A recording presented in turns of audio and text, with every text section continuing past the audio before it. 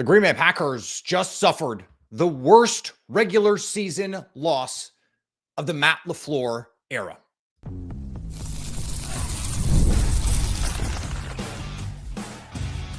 You are Locked On Packers, your daily Green Bay Packers podcast. Part of the Locked On Podcast Network, your team every day.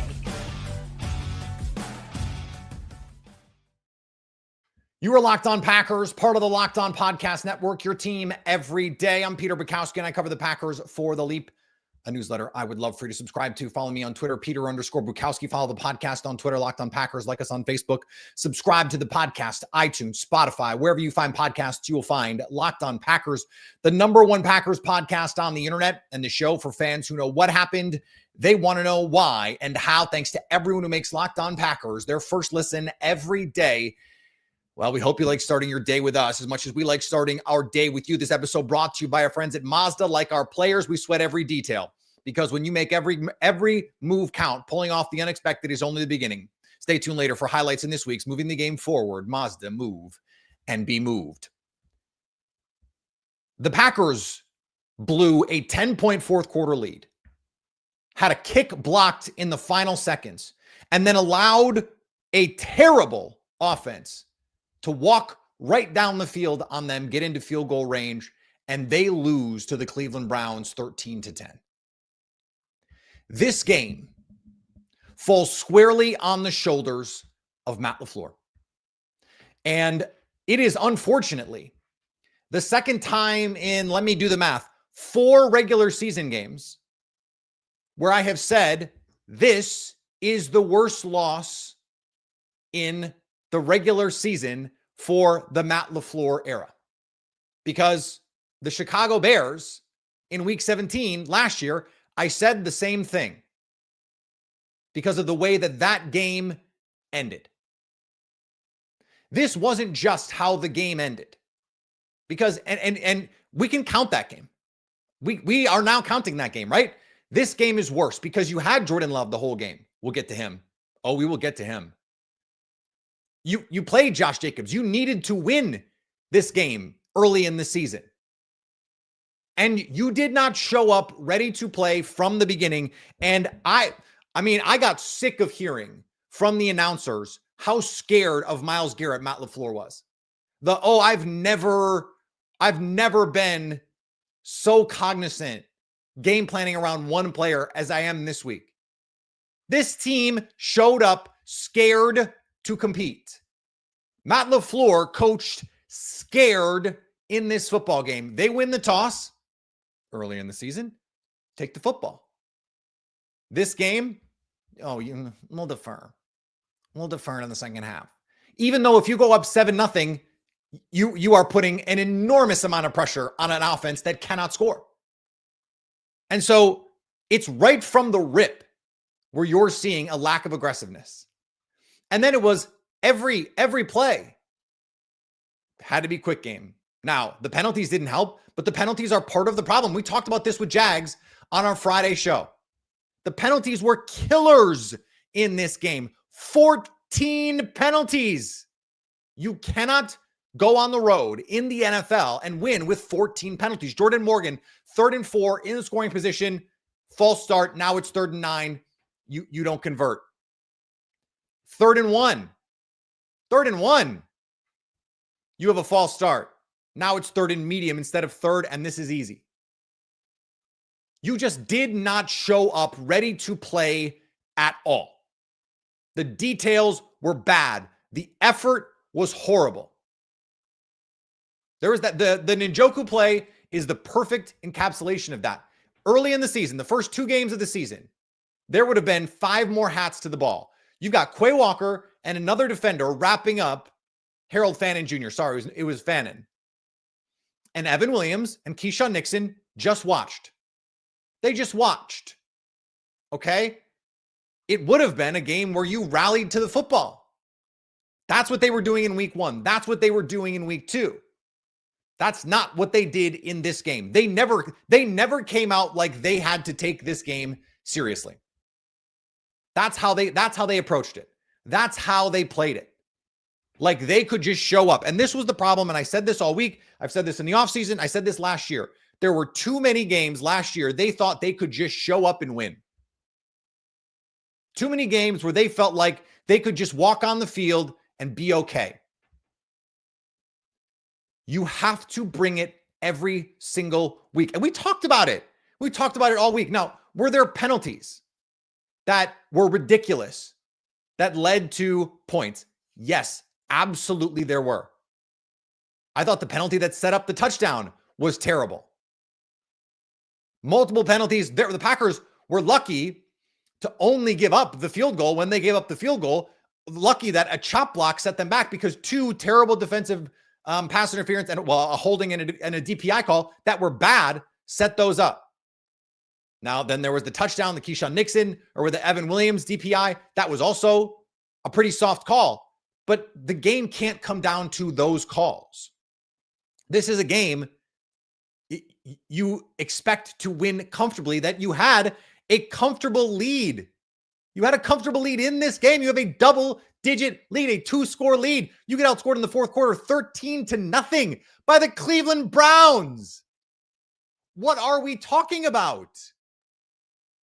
It is unthinkable that this could happen. Unthinkable. And no play action all game. Nothing down the field all game. They played scared. They coached scared. They didn't get that interesting up front. They thought they could just pressure Joe Flacco with 4.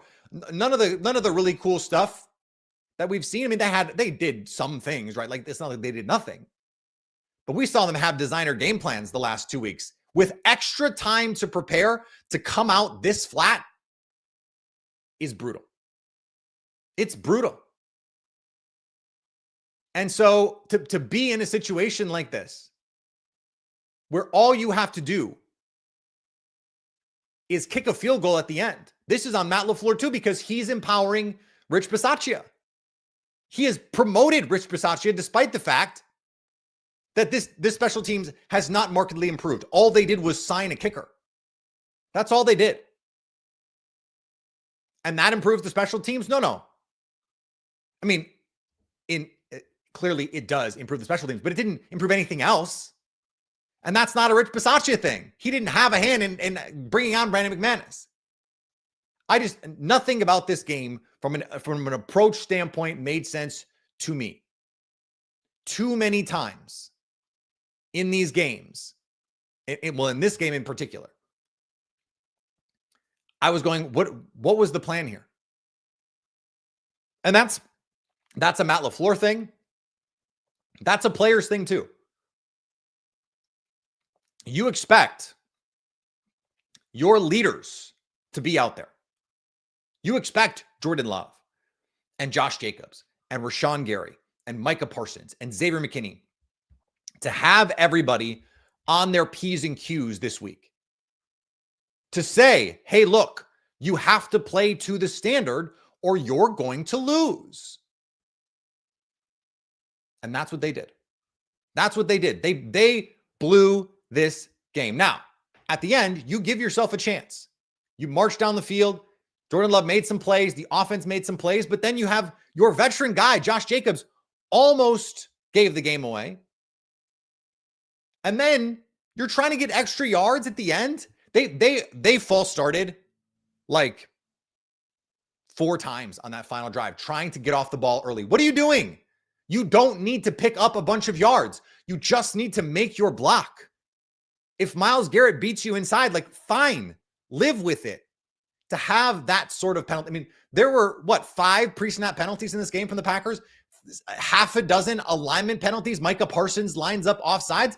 And that turns into a big play because you have it where you're gaining the 5 yards. They were able to pick up extra yards. They should have gone for it on that 4th down. They didn't, and they didn't end up needing to. I mean, this is inexcusable. Inexcusable. This is like Cincinnati Bengals in September sort of loss. And by the way, the Bengals, oh my God, What a disaster for them. But this is a disaster for the Packers in a different sort of way. And we can't not include Jordan Love here, because he had played in control, very much in control in this game until the end.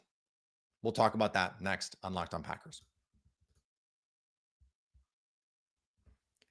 Today's episode brought to you by our friends at Prize Picks, the daily fantasy app where making the right call can actually pay off. You and I make decisions every day, but on Prize Picks, being right means cashing in. With football back, Prize Picks is the simplest and fastest way to get in on the action. Just pick more or less on 2 to 6 player projections, and you can turn your takes into real prizes, all in less than 60 seconds. It's quick, it's easy, and it's makes it more enjoyable, especially on games where you don't care, to follow along with the football. This week's max discount was Patrick Mahomes, 0.5 passing yards. We haven't seen that game yet, but assuming he throws for 1 yard, you're good there. You get that piece of your lineup. Download the Prize Picks app today and use code LOCKEDONNFL to get $50 in lineups after you play your first $5 lineup. That's code LOCKEDONNFL for $50 in lineups after you play your first 5. Prize Picks, it's good to be right.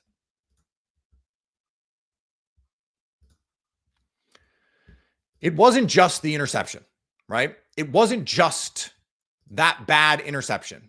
It started earlier than that, because you have a situation where earlier in the game, it's 3rd and 1, and Love takes a sack.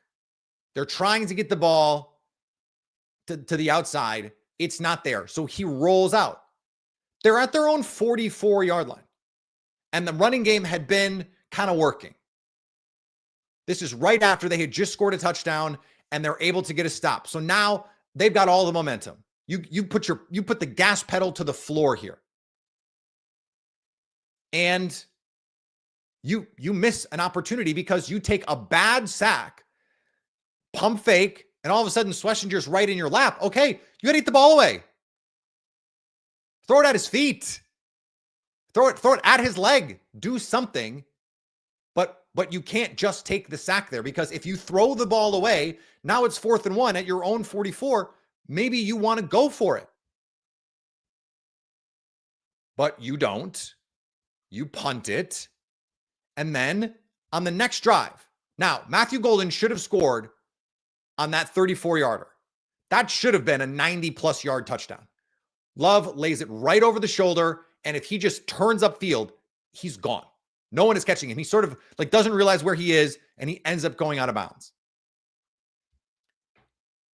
Then on that same drive, though, Jordan Love missed 3 or 4 swing routes. Just easy, get the ball out to Josh Jacobs and let him work. The accuracy was a little off. The ball was coming out a little funny all day. Even some of the outbreakers, the first 2 weeks, Jordan Love was ripping those throws. Didn't have the same sort of placement and accuracy and velocity on it in this game. I don't know why, but I do think it goes back to he was a little unsure in the pocket after someone who had an MCL injury, 2 lower body injuries last year. You get a little jumpy in the pocket. You don't plant your feet and set and throw the same kind of way. I can understand if that's in his head, that being something that's in there. But then on 3rd down, I mean, look, I understand he thought maybe Grant Delpit was going to carry the seam on Tucker Kraft. But when he doesn't, you can't throw the ball there. Now, I haven't seen it on all 22. I haven't gone back and watched it. But first of all, the play looked like it was Fakakta from the start. It doesn't seem like Dontavian Wicks is running the route that Jordan Love thinks he's running. It seems like he thinks he's expecting Wicks to stop. And Wicks seems to keep going. But unless it's a little stop route there, he's expecting Dontavian Wicks to be there, and the ball goes right to Grant Delpit. So unless that's some sort of trust throw where he's expecting Wicks to just hook it up right there and the ball's supposed to be there. But usually on quick game, like that's not how that works, generally speaking. So more likely to me, as we sit here, 15 minutes after the game ended, more likely bad read and a bad throw. And in that situation, I thought Jordan Love had controlled the game taken what was there from him all day, checked it down, made the one throw down the field that he had to make to Matthew Golden on third down. There were some nice plays. The throw to Tucker Kraft to get them in position for that last field goal, had to float that ball over Myles Garrett. But they were so worried about Myles Garrett ruining this game that they allowed Myles Garrett to ruin this game. They allowed Myles Garrett to take them out of their whole offense. I mean, their whole offense. They did not. This has been one of the heaviest play action teams in the league. They must have ran it 4 times in this game, maybe 5. It just was not. The identity of this offense is to be aggressive, to move the ball down the field. I understand they didn't have time to move the ball down the field a lot of times, but that's when you play action, max protect, and take your shots. Or shotgun, simple play action concepts, and you're getting one-on-ones on the outside. Now, the Browns played more too high than I think the Packers expected. They played, I'm sure, exactly the amount of man coverage that the Packers expected. The Packers knew they were going to be a man coverage team coming in. That's not anything new. We all know that. So again, I didn't like the plan coming into this game. And for 3 quarters, Jordan Love played well enough to win. And then at the end, those last few drives, he didn't. And, look, he had a streak on the line. It had been 10 games since he'd thrown an interception. And he has this reputation, and I was ready to come on here and victory lap it if the Packers were, they win the game 10-0 or even 10-3. That you just say, look, he's making the right plays. He's not putting the ball in harm's way. He's not making those brain dead decisions.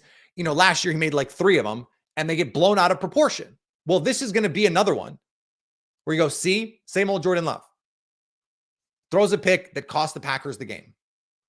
Now, that is true that they were winning. He threw the pick and then it was tied, but they had a chance to go win the game. So it's not just on Jordan Love here. This is not, the 49ers playoff game where he throws the interception that literally ends the game. And he did not cost them the game against the Eagles. None of those 3 picks really were his fault. So I'm just putting that aside for a second. You need Jordan Love in those situations to be better with the ball, but you also need your guys to be on the same page. I think, and by the time that you listen to this on the pod or whatever, maybe we have an explanation for that. We hear from Jordan Love, we hear from Matt LaFleur. But these are the kinks that you have to work out. This is also an expectation problem, because I don't think Love has a problem dealing with pressure per se. By the way, at one point in the third quarter, this was the highest pressure rate in any Matt LaFleur game ever. This offensive line played bad. Like, they were bad. But Jordan Love extended plays, used his feet nicely. That third down that they picked up with Jordan Love's legs, like, there was a lot to like about the way Jordan Love played through 3 quarters. And then he had the fourth quarter that his biggest critics say he always has, which he doesn't, but that's what they say. And so now you're giving your critics ammunition here because you did the thing that they said, even if that's not something that is really that big a problem. Still, you gave yourself a chance. The throw to Romeo Doubs was actually better than it seemed because Doubs was getting interfered with. It was actually a really good throw. If you go back and watch it, it took me to the second watch to realize, when Romeo Doubs is going for the ball, he's actually pushed away from the ball in midair by the defensive back. Very clear DPI. And then you get the Kraft play, but I don't know where, like, the Kraft play, I understand Kraft was hurt, but I don't know where that play was 10 times during the game. They could have done that, getting the ball to the flats with the tight ends a bunch. That's part of their offense, and they didn't do it. So getting out of their flow is what puts you in these positions. All that being said, that is not an excuse for the interception at the end. You just absolutely cannot have a play like that. Cannot. Like, take a sack at that point. Take a sack. Like, if you don't see it cleanly, you have the lead. It's 10-3. You have a touchdown lead. If you dirt that ball and kick it away, there is no earthly way the Browns are driving the length of the field. No way the Browns are driving the length of the field to score a touchdown. No way. No way. It has to be clean. And it wasn't even close. I don't understand that decision in that moment. And again, maybe we'll get some information.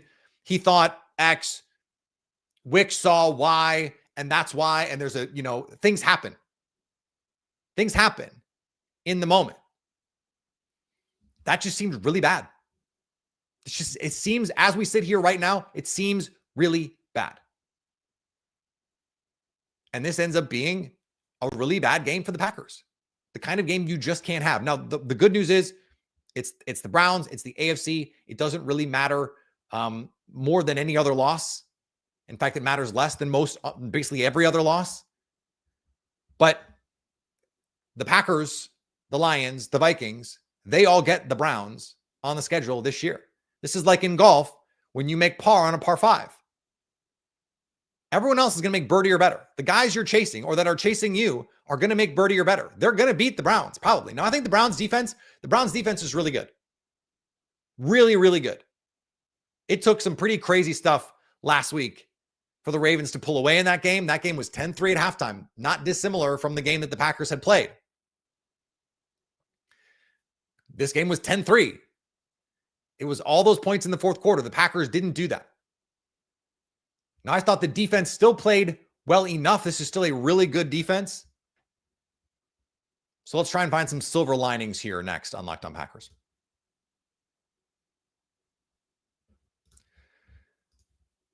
This episode brought to you by Mazda's moving the game forward. For those who believe it's not about just playing the game, it's about redefining it. There are moments that do more than put points on the board. They move crowds, move culture, and keep moving the game forward.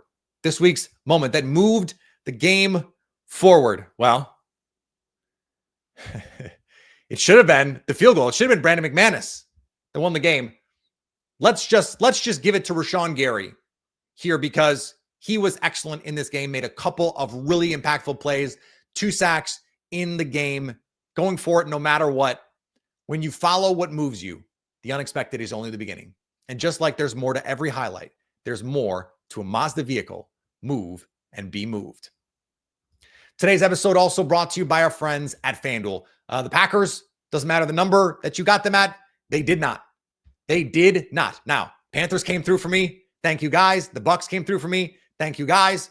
The NFL season is here. FanDuel is making sure you're ready for kickoff with a can't miss offer. Right now, new customers can bet just $5. And if your bet wins, you'll get $300 in bonus bets to use across the app. It's quick. It's easy. It's the best way to add a little bit more excitement to all of the games. The Packers, they did not come through, but listen, the Panthers did. They covered for me, and I appreciate them for that. I really, really do. And FanDuel, you get the money quickly when you win. That's what I love. It's just there. You get it. Download the FanDuel app by visiting FanDuel.com to get started. That's FanDuel.com to place your first $5 bet.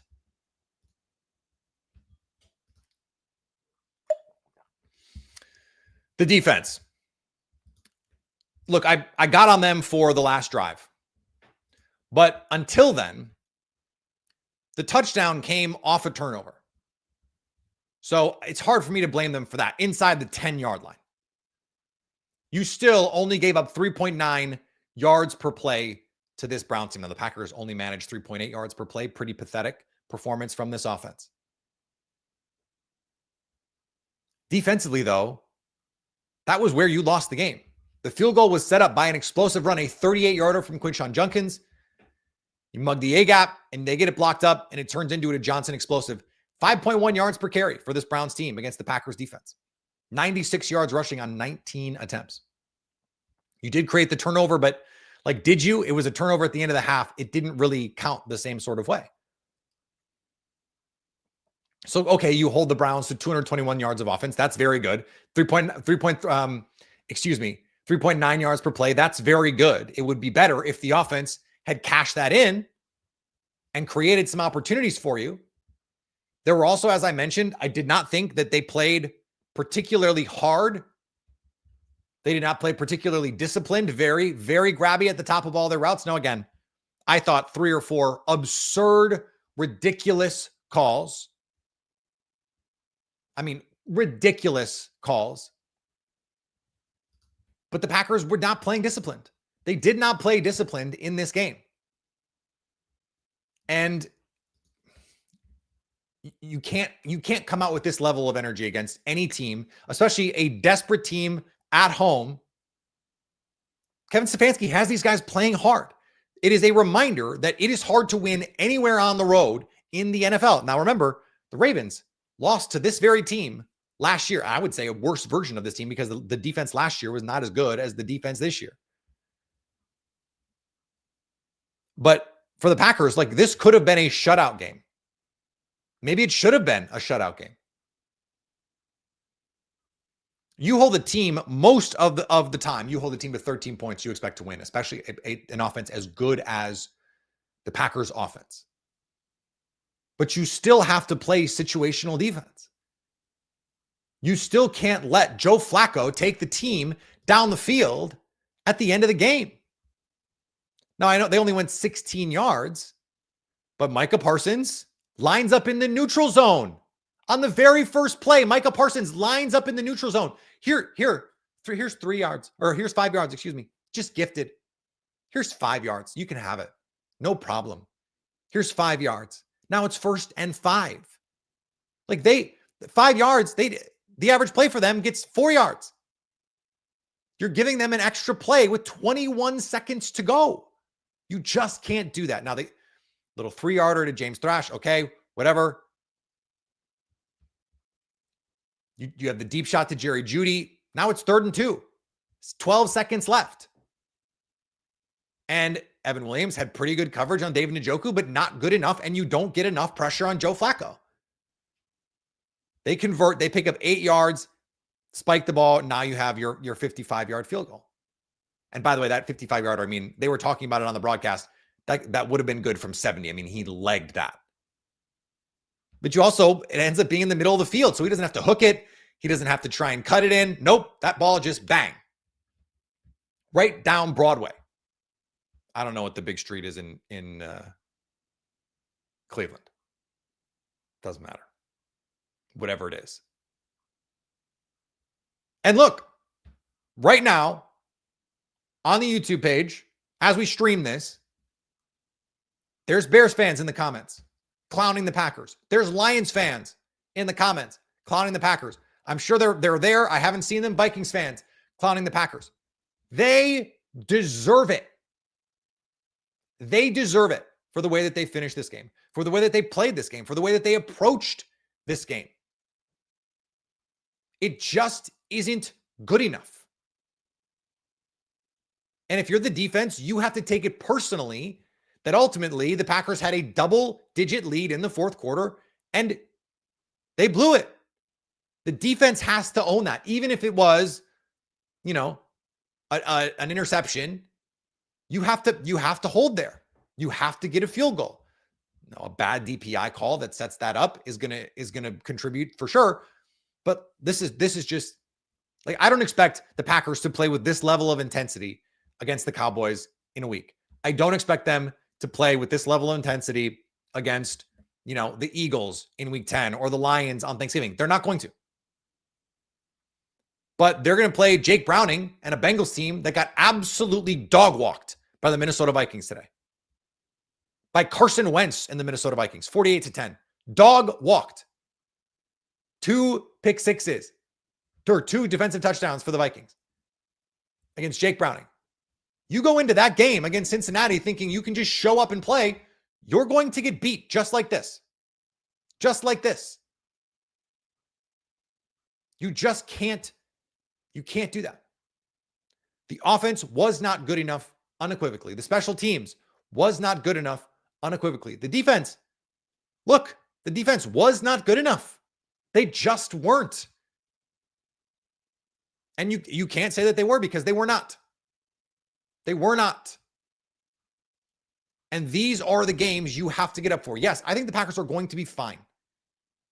because in the games that matter, they've already proven this season they can game plan their asses off. They can play their asses off. I don't think we saw their A+ against the Lions or the Commanders.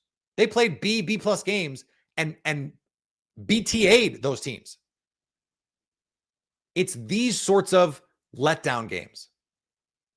Letdown games. And that's what this was. I dismissed it all week, but that's what it was.